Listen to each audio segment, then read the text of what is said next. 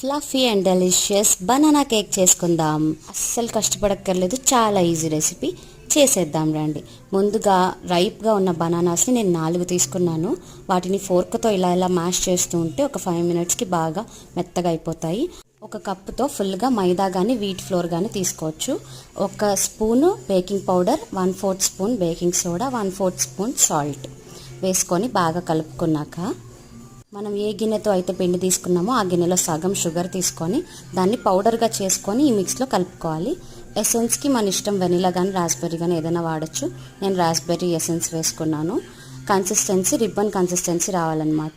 ఒక 2 spoons oil వేసుకొని cake మౌల్డ్లో వేసుకొని ఎయిర్ ఫ్రైయర్ కానీ ఓవెన్లో కానీ పెట్టుకోండి. హాఫ్ అన్ అవర్ పాటు 160 డిగ్రీస్లో బేక్ చేసుకుంటే కరెక్ట్గా రెడీ అయిపోతుంది. చల్లారాక మాత్రమే బయటికి తీసుకోవాలి. నైఫ్తో ఒకసారి కుక్ అయిందో లేదో చెక్ చేసుకోండి.